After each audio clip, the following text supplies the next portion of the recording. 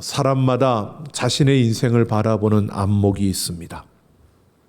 어떤 이들은 두려움과 걱정에 가득 찬 눈으로 인생을 바라보는 이들이 있습니다.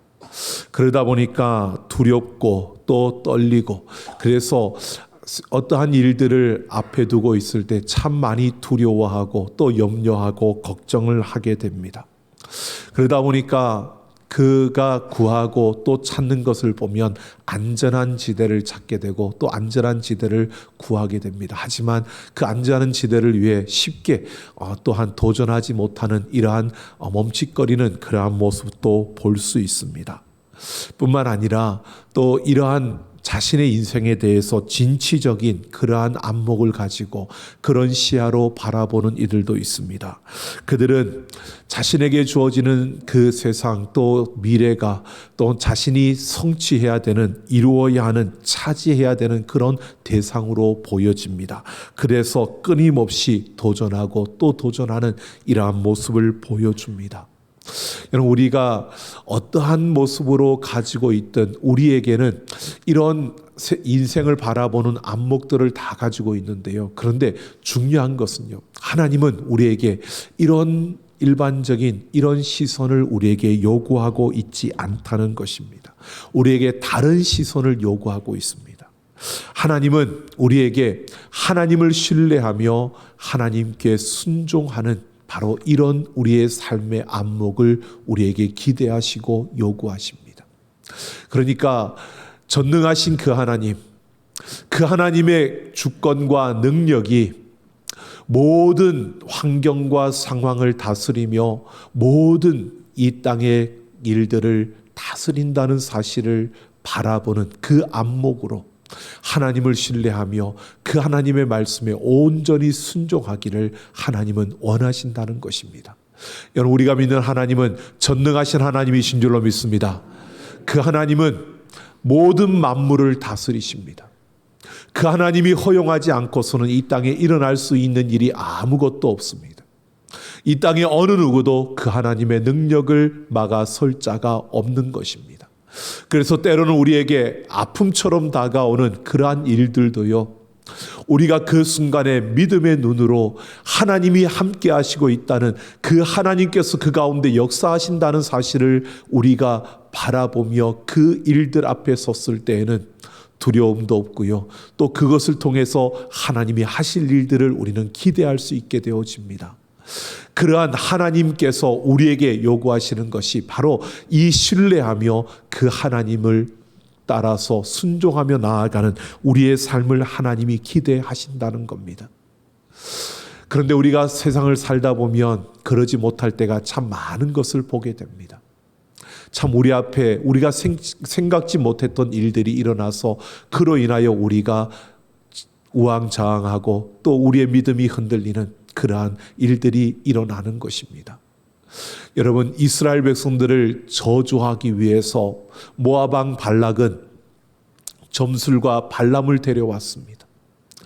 여러분, 이 이야기를 통해서요, 하나님은 지금 이스라엘 백성들에게 이런 사실을 이야기하고 있습니다. 모압 왕 발락 그리고 그 점술과 발람이 이스라엘을 저주하려고 하지만, 그러나 그들 또한 하나님의 주권과 그 능력에서 벗어날 수 없다는 사실을 하나님은 분명히 보여주고 있습니다.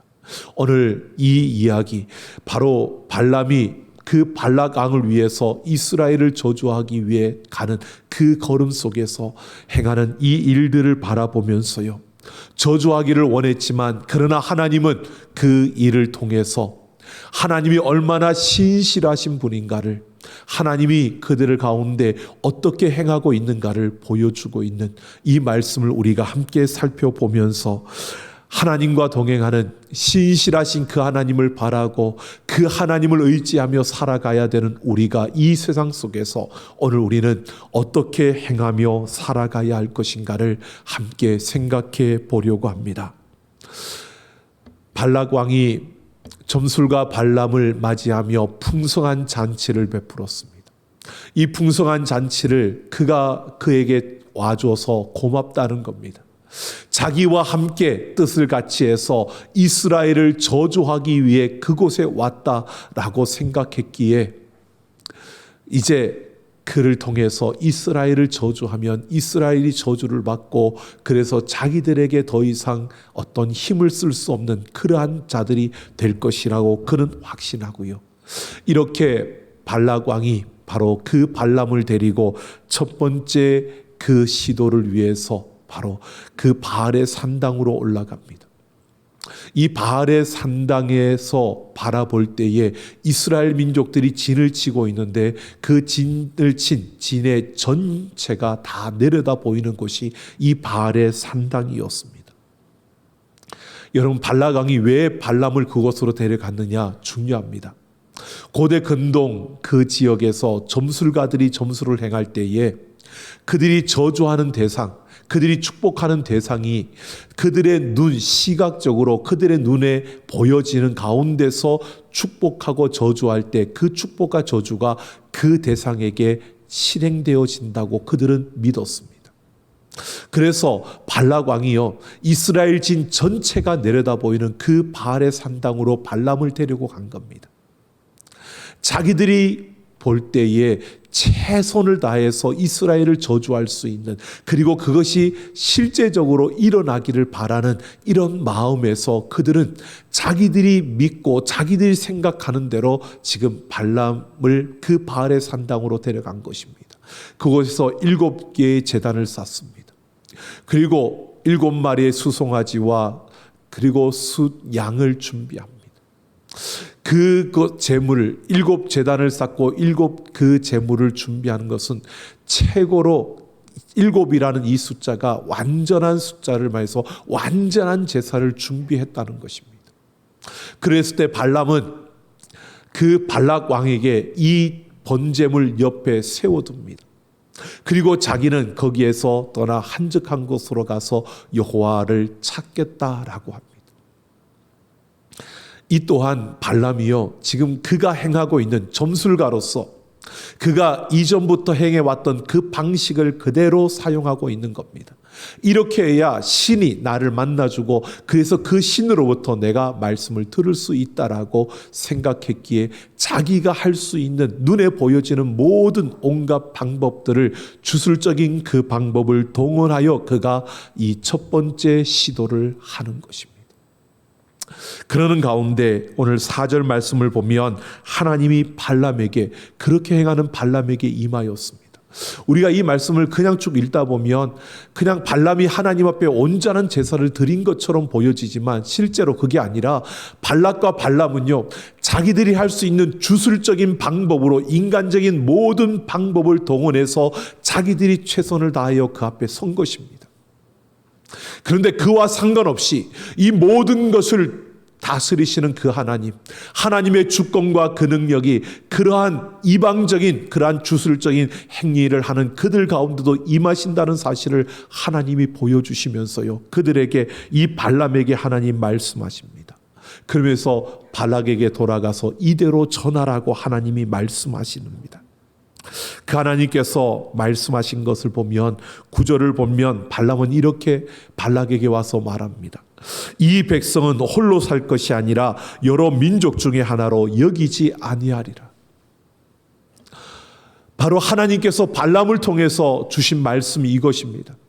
이 이스라엘 민족은 내가 특별히 택하여서 다른 민족들보다 다르게 하나님을 섬기는 그러한 민족으로 삼았다는 것입니다. 그러니까 하나님께서 지금 이렇게 말씀하고 있는 겁니다. 이스라엘 민족을 하나님이 택하셨기 때문에 다른 민족들과는 다르다는 것입니다. 이들은 저주를 받을 자가 아니라 하나님의 복을 받을 자라는 사실을 하나님께서 발람의 입을 통해서 분명히 선포해 주고 있는 것입니다. 그러면서 10절에서 발람은 이렇게 말합니다. 야곱의 티끌을 누가 능히 세며라고 합니다. 이 발람의 입에 야곱의 티끌을 누가 능히 세며라고 한 이 말씀을 주신 이유가 있습니다. 창세기 13장 16절에 보면 하나님께서 아브라함에게 약속하십니다. 너희가 땅의 티끌을 능히 셀 수 있을진데 내 자손도 세리라 라고 말씀하시면서요, 내 자손을 이렇게 땅의 티끌과 같이 많게 해주겠다고 하나님께서 아브라함에게 약속하셨습니다. 이 약속이 아브라함에게 뿐만이 아닙니다. 하나님께서 이삭과 그 아들 야곱에게까지, 이 모든 족장들에게, 이스라엘 족장들에게 하나님이 약속하신 것이요, 바로 이 땅에 티끌같이 많게 할 것이라는 것이었습니다. 지금 발람의 입을 통해서 야곱의 티끌을 누가 능히 세리요라고 하는 이 말씀은요, 바로 하나님께서 아브라함과 이삭과 야곱에게 약속하셨던 그대로 그들에게 이루신다는 것을 말씀하고 있는 겁니다. 하나님이 약속하신 대로 이루신다는, 하나님께서는 그 약속을 이루시는 그 신실하심을 그 백성들 가운데, 바로 그 이방 민족들 가운데서 나타내신다는 것을 말하고 있는 것입니다. 하나님은 신실하십니다. 약속하신 것을 바꾸지 아니하시고요, 그 약속대로 이루신다는 것입니다. 그래서 이스라엘 백성들을 하나님이 축복하신다는 것을 말하고 있는 겁니다. 이렇게 하나님께서 발람을 통해서 이들은 내가 택하였고 다른 민족들과 달리 나를 섬기는 자들이고, 그래서 이들은 내가 복을 주고 또 이들은 땅의 티끌과 같이 내가 많게 하리라는 그 약속대로 이들을 내가 세울 것이라고 하나님이 말씀하신 겁니다. 그러자 마지막에 이 발람은 이렇게 말합니다. 나의 종말이 그와 같기를 원한다라고 말하고 있습니다. 나의 마지막이 이스라엘 백성들과 같았으면 좋겠다는 겁니다. 나도 그 하나님의 복을 받고 싶다는 것을 발람이 말하고 있는 것입니다. 자, 이스라엘 백성들을 저주하라고 이스라엘 진 전체가 내려다 보이는 그 바알의 산당으로 데려갔는데, 눈에 보기 좋은 그들이 볼 때에 최고의 제사를 드리면서 그 앞에 세웠는데, 이스라엘을 저주할 줄 알았는데 발람이 오히려 이스라엘을 저주하는 것이 아니라 이스라엘을 축복합니다. 그러니까 발락이 화가 났습니다. 분노합니다. 어찌 내게 이같이 행하느냐며 분노하는 것입니다. 이에 발람은요, 하나님이 나의 입에 이 말씀을 주셨으니 내가 이 말씀을 전하지 않을 수 없다라고 말합니다. 발람은 자신이 그 발락의 신하들과 함께 그곳으로 올 때에 이미 하나님께서 여호와의 사자를 통해서 그는 경고를 받았습니다. 이러한 일들이 일어날 것을 알았습니다. 여호와의 칼과 발락의 그 요구 사이에서 자기가 곤란한 상황을 겪을 것을 분명히 보았습니다. 그러나 하나님께서 그에게 말씀하실 때 내 입에 주는 말 그대로만 하라는 이 말씀을 그는 받았기 때문에 이 순간에도요, 하나님께서 내게 주시는 말씀 그대로 내가 말할 수밖에 없다라고 밝히고 있는 겁니다. 분명히 저주하기를 원했지만 신실하신 하나님은요, 그들의 계획을, 그들의 의도를 뒤집어서 이스라엘 백성들을 축복하게, 저들이 하나님의 약속을 받은 이들임을 분명히 나타내고 보여주셨습니다. 여러분, 이렇게 해서 끝났으면 좋은데요, 발락 왕이 끝내지 않고요, 13절을 보면 화가 났지만 이 발람을 데리고 다시 비스가산 꼭대기에 소빔이라는 들로 나아갑니다. 이곳에서는 이스라엘 진의 끝자락만 보이는 것입니다. 발락이 왜 이곳으로 데려갔을까요? 발락은 화가 나면서 생각한 겁니다. 이 발람이 이스라엘을 저주할 싶긴 하지만 이스라엘을 저주할 수 없었던 것이 이스라엘 진 전체가 바라보이는 곳에서 그들을 보니까 그 숫자가 거대하고, 그러니까 그 수에 압도되어서 그가 제대로 저주를 하지 못했다고 생각한 겁니다. 그래서 이 발람을 비스가산 꼭대기로 데리고 올라간 겁니다. 그 꼭대기에서 다시 그 진의 끝자락만 보이는 그곳을 바라보면서 이스라엘을 저주하게 하는 것입니다. 그래서 그곳에서도 7제단을 쌓고요, 그리고 7마리의 수송아지와 그 7마리의 순양을 준비했습니다. 이전과 똑같이 발람도 자기의 그 방식대로 발락 왕을 그 번제물 옆에 세우고요. 그리고 자기는 또 동떨어진 곳으로 나아갑니다. 이곳에서도 하나님께서 그에게 말씀하십니다. 그리고 발람은 그 하나님의 말씀을 받고 발락에게로 가서 그 말씀을 전달합니다. 발락 왕이 발람을 기다리다가 그가 돌아오니까 너무 반가워서 하나님께서 무슨 말씀을 하시더냐고 그렇게 물었을 때 오늘 18절을 보면요, 발람은 발락을 향하여서 일어나 들으라고, 정신 차리고 바르게 들으라고, 자세히 들으라며 이렇게 말하고 있습니다. 사람은 거짓을 말하지만 거짓을 말하는 사람과 달리 하나님은 진실하신 분이시고 후회가 없으시며 말씀하신 것을 행하시는, 성취하시는 분이심을 분명히 선포하고 있습니다. 이제 두 번째 시도에서 하나님은 발람의 그 입을 통해서 말씀하십니다. 첫 번째는 이스라엘 백성들을 구별하여 복주시며 그들에게 약속하신 것을 이루시는 하나님. 근데 그 하나님께서 다시 말씀하십니다. 나는 사람들과 같이 그런 거짓된 자가 아니고 진실한, 그래서 후회가 없는, 하나님이 약속하신 것을 변치 않게 이루시는, 성취하는 그 하나님이심을 그들에게 말해주고 있는 겁니다. 여러분, 하나님은 분명히 그들에게 말씀하십니다. 내가 약속하신 대로 이루는 신실한 자고, 거짓되게 말하고 행하는 그런 사람들과는 달리 나는 진실하게 후회함이 없이 내가 택한 그 백성들에게 복을 주는 그러한 자임을 분명히 밝히고 있습니다. 이런 신실하신 하나님, 그래서 어떻게 하느냐, 21절을 보면 이스라엘은 어떠한 허물이나 반역도 당하지 않을 것이라고 그렇게 말합니다. 어떤 불행이나 어려움도 겪지 않을 것이라고 말하는 것입니다. 더 나아가서 이스라엘 가운데 하나님이 거하신다고 말씀합니다. 그러면서요, 발람이 그렇게 말합니다. 이스라엘은 단순히 그냥 하나님의 복을 받은 자들일 뿐만 아니라 신실하신 하나님이 그들 가운데 임재하고 있는데 그 하나님이 어떤 분이시냐, 들소의 뿔과 같다라고 말합니다. 그리고 그 이스라엘 백성들이 어떤 존재냐, 바로 그들은 먹이를 움켜잡고 그 피를 마시기 전에는 눕지 않는 그런 사자와 같다고 말합니다. 발람이요, 지금 신실하신 하나님을 이야기하면서 뭘 말하느냐 하면, 이스라엘 백성들과 함께 하시는 그 하나님은 들수의 뿔과 같이처럼 강력한 자인데 그 하나님과 함께하는 이스라엘 백성들은 사자라는 겁니다. 먹이를 움켜잡고 그것을 먹기 전에는 꿈쩍도 하지 않는 바로 그 사자. 그래서 이것은 무엇을 말하느냐 하면요, 바로 하나님이 그들과 함께 하시면서 가나안 땅의 모든 족속을 물리치고 그 땅을 그들이 차지하게 될 것이라고 말하고 있는 겁니다. 하나님께서 이스라엘 백성들을 그 가나안 땅에 들일 뿐만 아니라 그 땅을 점령하게 할 것이다. 발람은요, 지금 하나님께서 발람을 통해서 말씀하시는 것이 뭐냐면 발락 왕에게 이렇게 말하는 겁니다.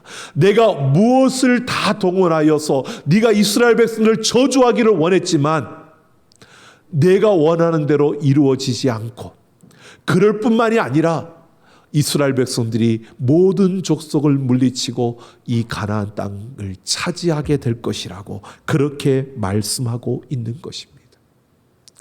그들은 자신들의 온갖 방법을 다하여 이스라엘 민족들을 저주하며 그들을 나약하게 그렇게 멸망되는 것을 보기를 원했지만, 후회하지 않으시는 하나님, 신실하신 하나님께서는 오히려 이스라엘 백성들에게 그 모든 민족을 물리치며 그들에게 진정한 승리를 이루어 주실 것이라고 말씀하고 있는 것입니다.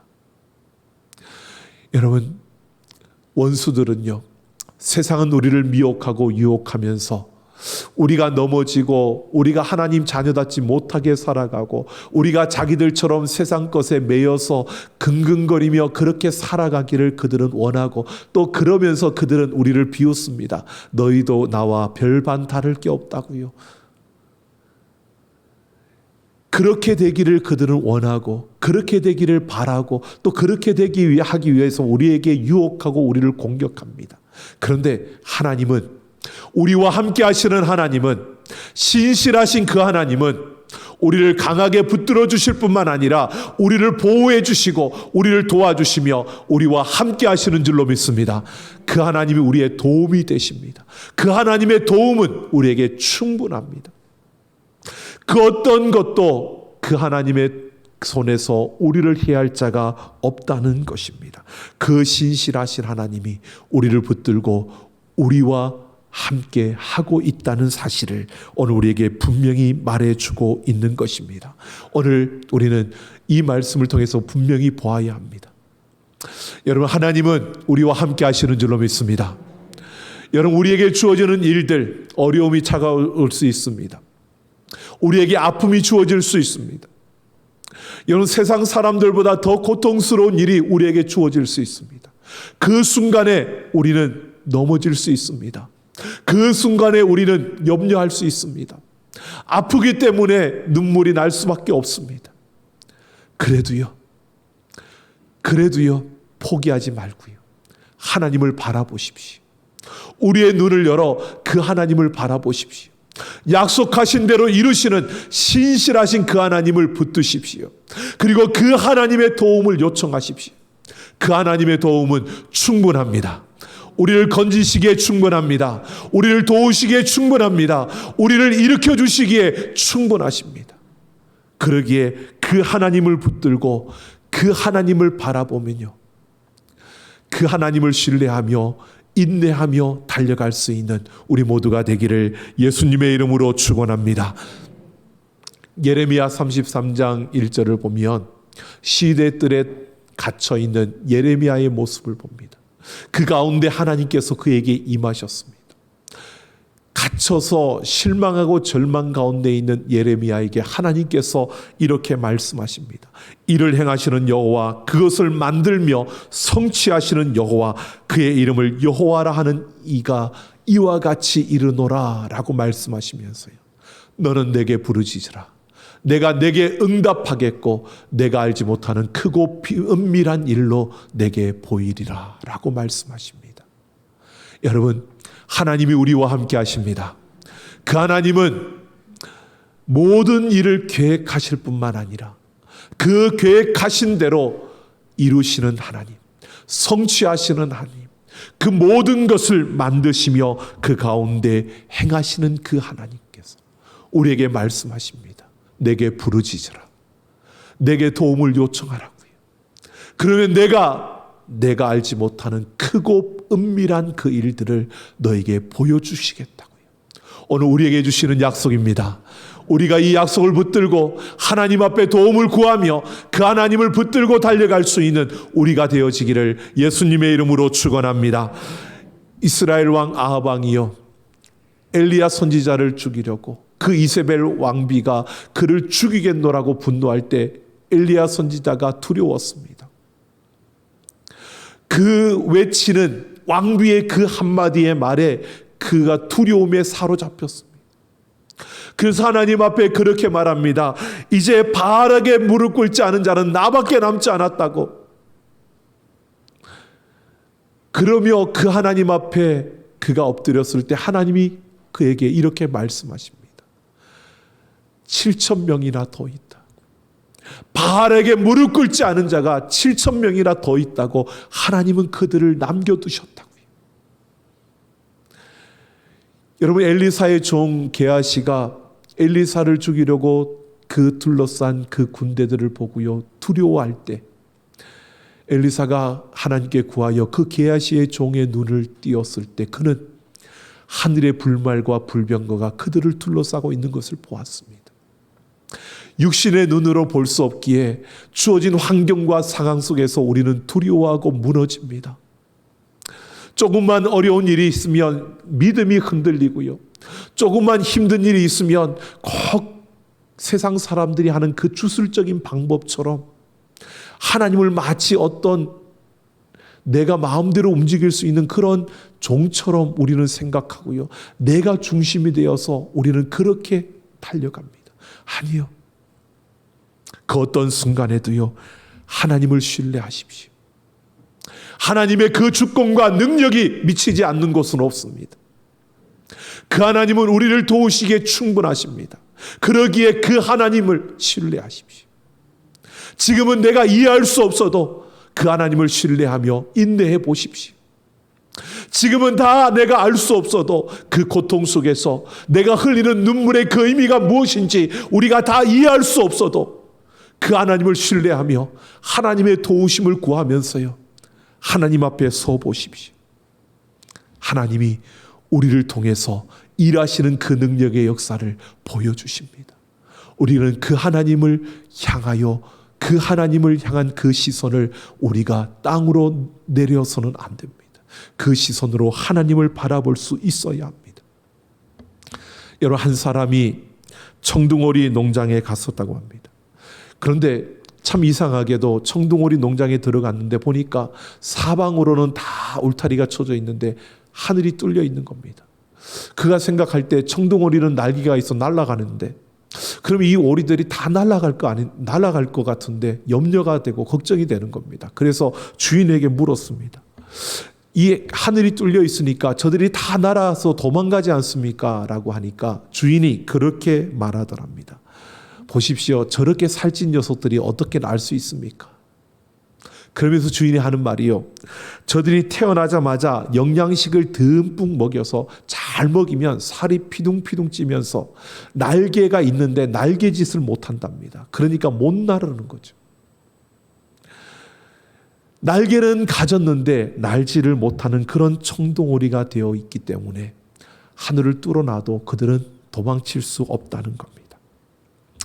여러분, 이 세상에서 우리가 살아가야 합니다. 하나님의 자녀이지만 이 세상에 살아가다 보니까 여러분, 우리는 많은 유혹을 받는데요. 그러다 보니까 하나님의 자녀라는 이름은 가졌는데 하나님의 자녀다운 모습과 하나님의 자녀다운 생명과 하나님의 자녀다운 능력이 나타나지 않는다면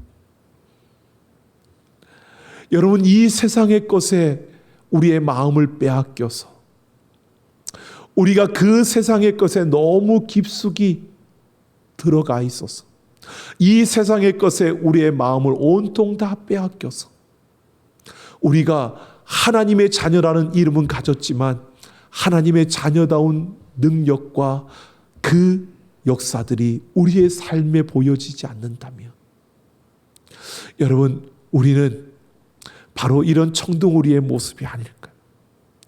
여러분, 물론 하나님의 자녀로서 우리가 다 가지고 신실하게 주님을 따라가면 얼마나 좋겠습니까? 그건 금상첨화입니다. 그런데 현실은 여러분 그렇지 않더라는 겁니다. 세상의 것을 많이 가지고 많은 일들을 할 거야, 다 그렇게 이야기를 합니다. 그런데 가지면 가질수록 우리 안에 욕심이 생겨나서요 하나님의 일을 잊어버립니다. 다 가지려고 하면 주님을 따르던 그 걸음이 둔해지게 되고요. 다 가지려고 하면 주님을 바라보던 그 시야가 흐려집니다. 다 가지려고 하다 보니까 주님과 함께 가던 그 걸음이 느려집니다.